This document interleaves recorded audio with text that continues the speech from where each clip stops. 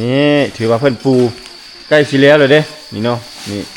เมื่อวานนี่เพิ่นเนาะพาเพิ่นเอาประตูม้วนมาใส่เพิ่นแปลงเรียบร้อยเพิ่นก็จะเอามาใส่ตัวนี้นี่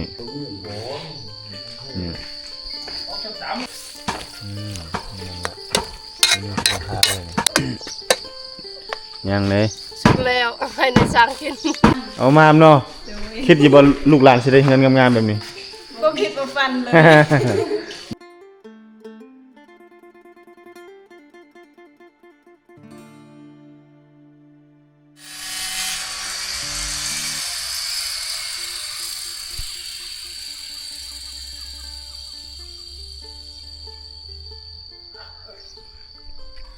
กับทักทายสบายดีบรรยากาศยามเช้าๆท่านผู้ชมเนาะตอนประมาณ7 โมงเช้าสำหรับคลิปวิดีโอนี้บรรทุกพาท่านผู้ชมมาอัปเดตบ้านของสามสาวในบรรยากาศยามเช้าๆเนาะว่ามื้อนี้กิจกรรมในยามเช้านี้ทีมงานสร้างเฮาจะพากันเฮ็ดหยังพี่น้องนี่บรรยากาศตอนเช้าๆเนาะเมฆหมอกก็ถือว่าปกคลุมอยู่เนาะปกคลุมอยู่ทั่วไปเป็นหย่อมบางๆเนาะท่ามกลางธรรมชาติสีเขียวที่สวยสดงดงามบรรยากาศดีวิถีชีวิตของชาวบ้านยามนี้ก็ถือว่าพากันไปเสียหญ้าให้หญ้าสวนตามแต่ละมื้อแต่ละวันของชาวบ้านเพิ่นเนาะเอากิจกรรมยามนี้เดี๋ยวพาท่านผู้ชมมาเบิ่งยามเช้าอัปเดตล่าสุดเลยบ้านของสามสาวพี่น้องเนาะแต่ว่ายังบ่ทันเอาออกถ้าสมมุติเฮาเอาหมางออกเมิดนี่แล้วก็จัดระบบระเบียบให้มันเป็นหมดอันนี้เนาะปรับมาทุกอย่างคือสิงามเนาะคือสิสวยคือสิงามไปได้ดีพี่น้องเนาะ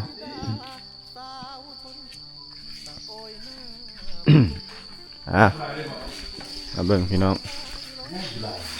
ยามเช้าๆนี่ถือว่าเพิ่นปูใกล้สิแล้วเลยเด้นี่เนาะนี่เมื่อวานนี่เพิ่นปูเล่งปูทางนี้นี่เนาะนี่ถือว่าเพิ่นสิจัดใส่ตัวนั้นเพิ่นยังตัดใส่อยู่ตัวนั้นเนาะนี่ห้องเฮือนก็ถือว่าโอเคได้นี่พี่น้องสำเร็จนี่แล้วก็ถือว่าสะดวกสบายเลยเนาะนี่ สีแจ่มสีงามเนาะลายไม้เพิ่นมักอยู่แล้วลายนี่อันนี้ก็จะเป็นติกกะโลนี้เนาะติกกะโลนี่แล้วเสร็จในตอนช่วงเช้านี่แล้วก็จากยามใดเนาะถ้าเพิ่นเอาประตูม้วนมาใส่เพิ่นแปลงเรียบร้อยเพิ่นก็จะเอามาใส่ตัวนี้นี่มาแทกแปลงเรียบร้อยก็มาใส่อยู่2 บานนี่ก็จะงามเด่นเลยพี่น้องนี่ก็สิประมาณนี้เนาะ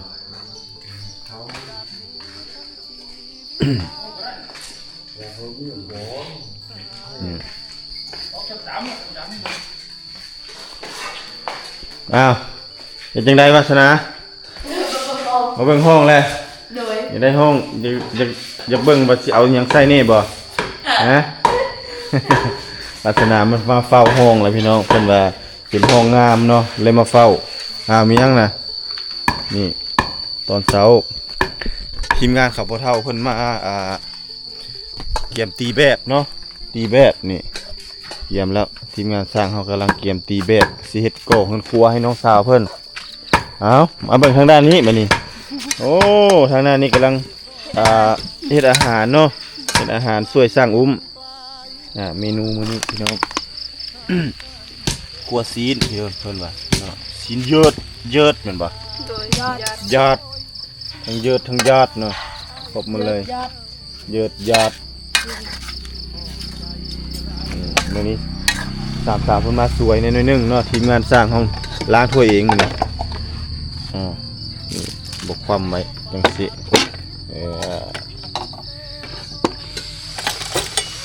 สร้างเฮ็ดครัวซีนอย่างเดียวบ่กับอันนั้นบ่อุ่นตะมื้อคืนโอ้ยังหลายอยู่บ่อุ่นมื้อคืนหลายเนาะจังซี่เด้ออุ่นแกงหลายครับตัวนี้พอได้สดน้ำยามเช้าเนาะกับขั่วนี่แหละก็แล้ว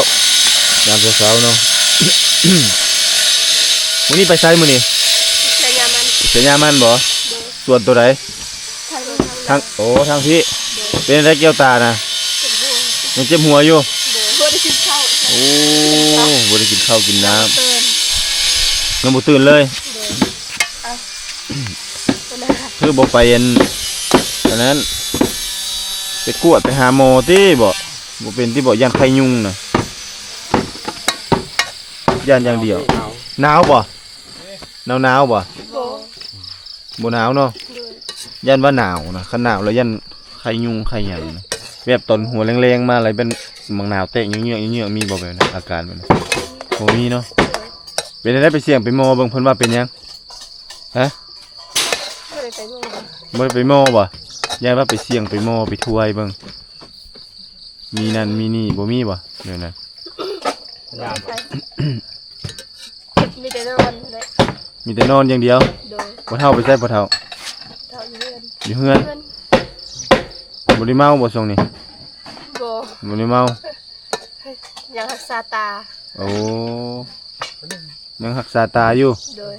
โอ้สงสัยตาเป็นพวกของยายนี่เนาะ เป็นอะไร สงสัยตาเป็นพวกของยาย แล้ว ยังเลย สุกแล้วเอาให้ในช้างกินขนมนี้ ปรุงเรียบร้อยแล้ววันนี้นายสร้าง กินแล้ว ฮะ สาวที่ทำ ไปสาวธิดาปรุง ก่อน ใส่รถใส่เคยทำเห็ด ใส่โลดใส่เคยคือเห็ดเอาลองเบิ่งดูใส่อีกสังแน่ เขาโลกับเป็นงู เอาใส่อีกสังอีกซอสเด้ เข็ม ซอสน้ำปลา ซอสน้ำปูน้ำปลาก็ใส่โลดแล้วลองเต่งดู เดี๋ยวเลยฮะเลย ได้ไปจับซอยด้วยเครื่องปรุงเออ เนี่ยอะไรอะไรเนี่ย เอาลอง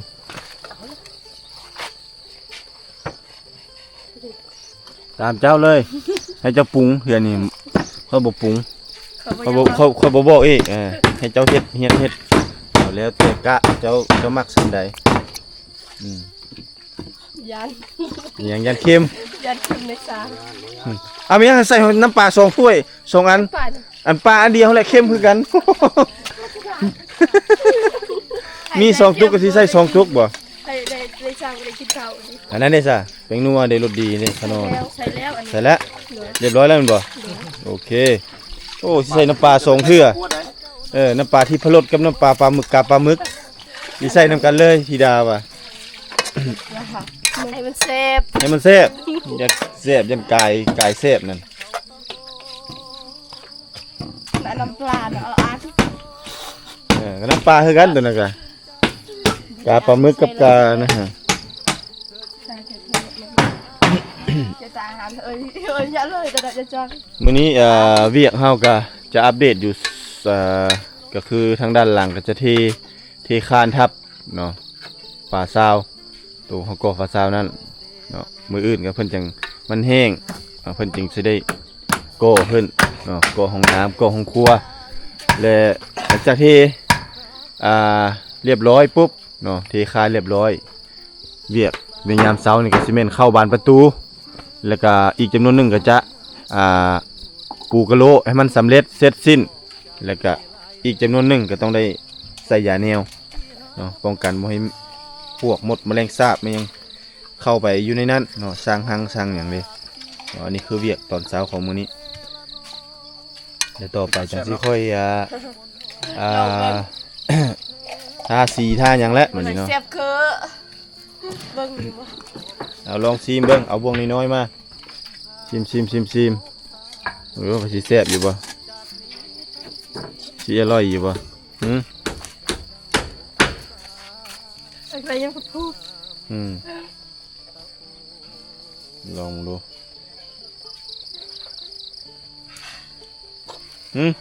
เป็นไงฮะ หวาน หวานใส่หยังจะคือหวานน้ำตาล ยังสดใส่สด ใส่ซอสหลายเป็นไง ข้าวเหนียวนี่สิเฮ้ยเราเอาใจกันกิจักเลยนะฮึฮะ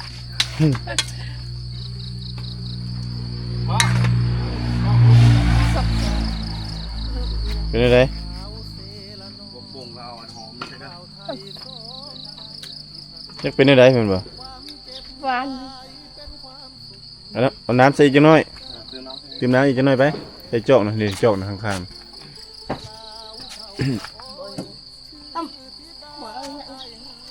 พอ อะไรติดโบยอยากถ่ายพอดี โอเคพอดีแล้วสั่นมาขอล้นเบิ่ง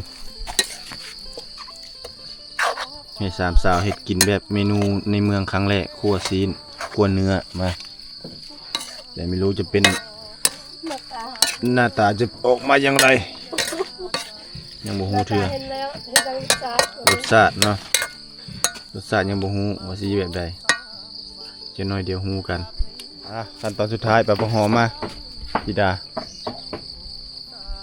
กวดเอาหมดเลยเด้อเสียดายมันเสียดายของ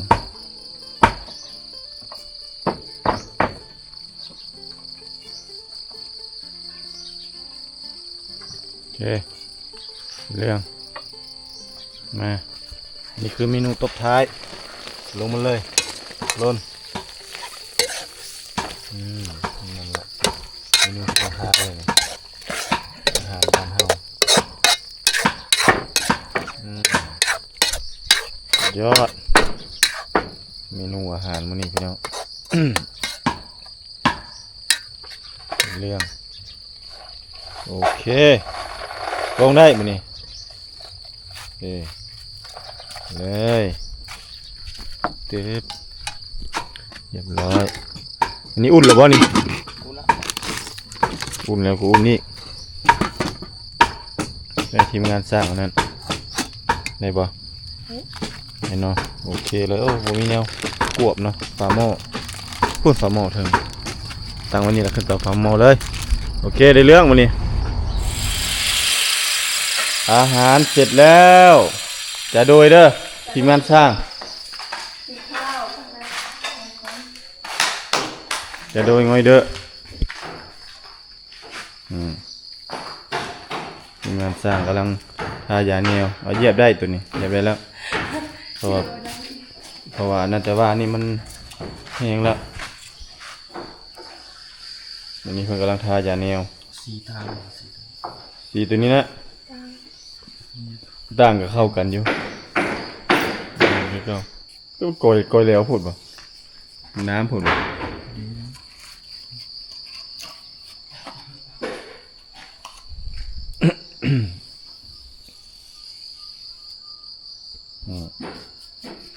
ทายาแนวแล้วก็ถือว่าเข้าที่เข้าทางเนี่ยนี่เอาอนามัยออกมานี่จะสวยจะงามเลยได้นี่พี่ดาเอ้ยงามเลยบ้านนี่กันห้องจัดให้มันเป็นที่เป็นทางจัดให้มันเป็นระบบระเบียบเนาะนี่ติดตัวนี้ลงใส่เรียบร้อยกับบานนี่เรียบร้อยสวยเลยแหละมันนี่ เนาะได้เป็นหาเลยแล้วมีอย่างขายบ่แบบนี้เนาะใครสามสาว มีอย่างขายบ่มีน้ำดื่มมาสามสาวนั่นแหละเนาะมีน้ำดื่มมาผู้สาวเลยแหละต่อหน้าไปเนาะ นี่เพิ่นก็ต้องได้ซีฮูล็อกอีกได้นี่ได้ล็อกทางด้านนอกเนาะตัวนี้เพิ่นต้องได้ซีฮูเกาะตัวนี้เพื่อจะล็อกทางด้านนอก ในเวลาเฮาไปสวนเด้เอานี่อันนี้เพิ่นให้ซีเอาตัวนี้นี่เนาะเด้เจเพิ่นจะซีติดลงใส่กระเบื้องนี่แหละนี่ตัวนี้ก็สิแม่นตัวล็อกใช่ไหมกลับใช่ไหมเนาะเดี๋ยวเจใส่นี่เรียบร้อยจะสิประมาณนี้เนาะนี่ซื้อกระเจของแท้มาใส่เวลาไปให้ไปสวนไปนั่นไปนี่เอาโซ่เลยบ่แล้วกระเจเด้กระเจดอกใหญ่ๆเด้เนาะสบายเมื่อเวลาเฮานะก็ข้างในนี่ก็ปูกระเบื้องแล้วก็ทาสีเข้าบานประตูก็ถือว่าสำเร็จเนาะล้างตีนขึ้นอยู่บัดนั้นสบายเลยเนาะอยากได้เนาะเอารถจักรไปบ่มื้อนี้รถไถนั่นล่ะบ่ไปได้ไปไถนาบ่เอาฮอดฤดูกาลเลยเนาะเมสุรินกับพ่อสุรินพี่น้องเยี่ยมไปไถให้ไถนาละ ฤดูกาลอันนี้แม่นฤดูกาลไถให้ไถนาเพิ่นเอามังนัดมาให้อ้าวขอบใจขอบใจ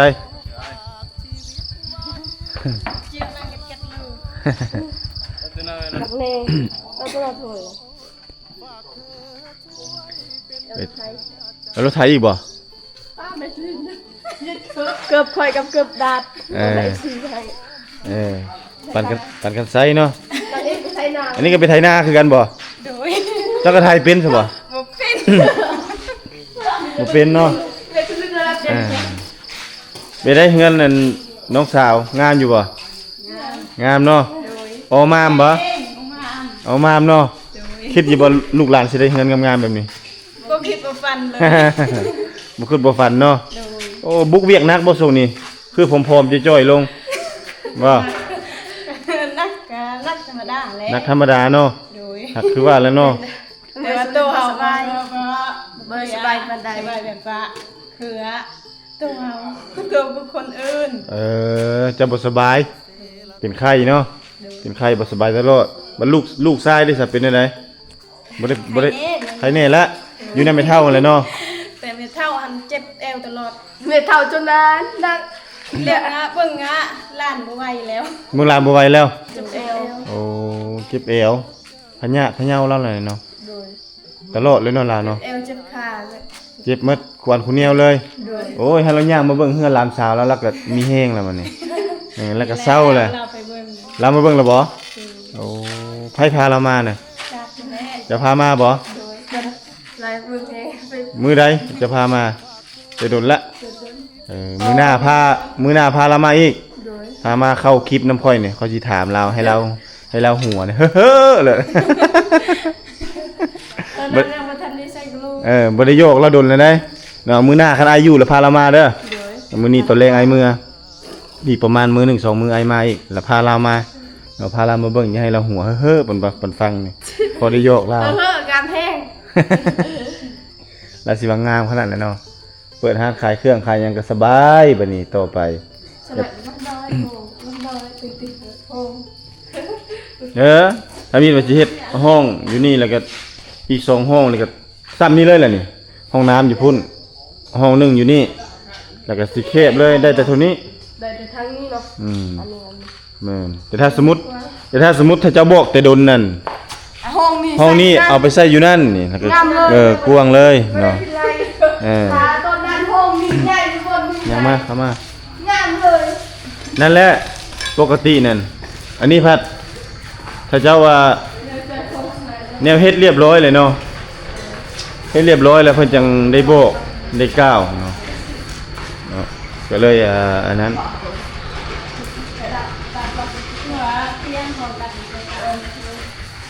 สร้างเครื่องมาเรียบร้อยครับจังโบกเนาะมันก็เลยเปลี่ยนแผนบ่ทันพี่น้อง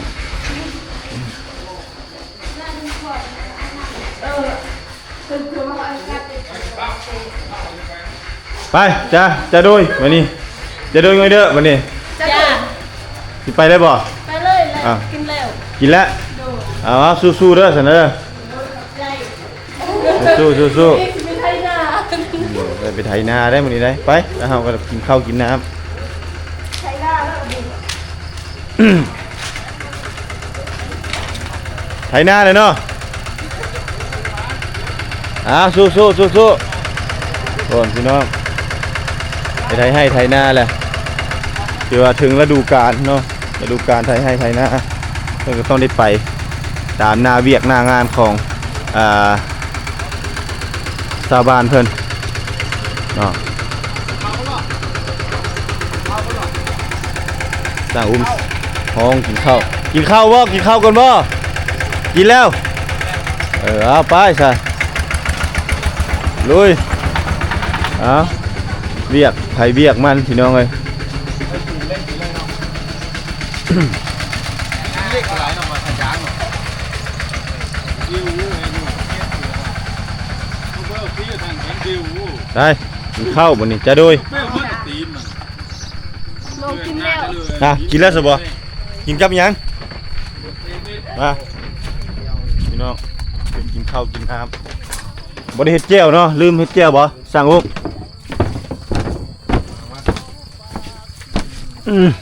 มาเลยสองสาวนั่น แล้ว กินแล้ว ฮะ บ่กินน้ำบ่โอ้เพิ่นว่าบ่กินนี่ บ่มื้อนี้อาหารหน่อยไว้ อาหารน้อยบ่ย่านสร้างเสียงบ่อิ่มบ่ ดันซาเสียงนะกินบ่อิ่มเลยอะเห็ดอยากมาไว มาเด้อพี่น้องเด้อกินข้าวกินน้ำนำกันแล้วจะอัปเดตบ้านให้ท่านผู้ชมได้ติดตาม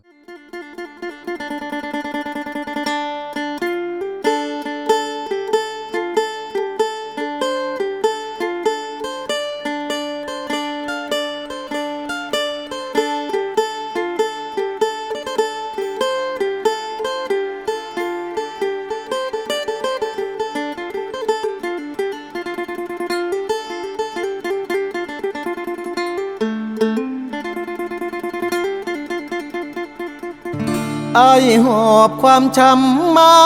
เซละนองหลายปีหม่นหมองจากสาวไทยเศร้าใจรำพันถ้านับเป็นเหตุเฮ็ดให้เฮาต้องพลาดจากกัน ด้วยพ่อแม่เจ้านั้นบอกบ่เอาลูกเคยคนจน มาพ่อผู้สาวชนเผ่าตะโอยเจ้าเอิญจะโดยง่อยเด้อชื่นใจเหลือล้นเธอชื่อธิดาสาวชนเผ่าตะโอยหน้ามนหอยยิ้มจิ้มใจอ้ายล้นเหมือนนิมนต์มาดจนละเมอสาวเซละนองบ่าวไทยสองใจพันผูกความเจ็บกลายเป็นความสุขหากันแต่วันแรกเจอสาวเผ่าตะโอยชื่อธิดาอายหาเจ้าเด้อขอบใจหลายเด้อคนดีที่หาพักอาย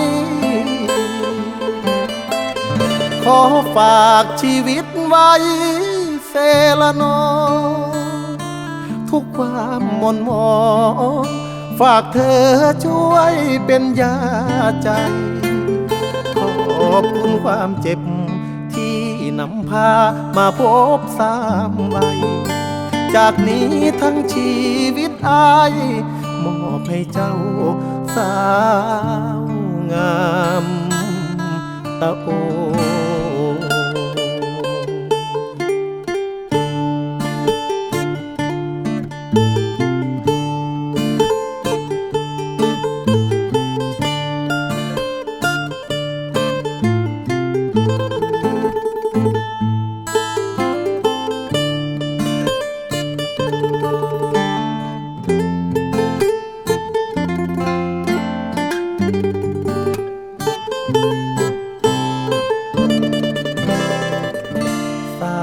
เซละนองบ่าวไทยสองใจพันผูกความเจ็บกลายเป็นความสุขหากันแต่วันแรกเจอสาวเผ่าตะโอยชื่อธิดาอายหาเจ้าเด้อขอบใจหลายเด้อคนดีที่หาพักอายขอฝากชีวิตไว้เซละนองทุกความหม่นหมองฝากเธอช่วยเป็นยาใจขอบคุณความเจ็บที่นำพามาพบสามใบจากนี้ทั้งชีวิตอายมอบให้เจ้าสาวงาม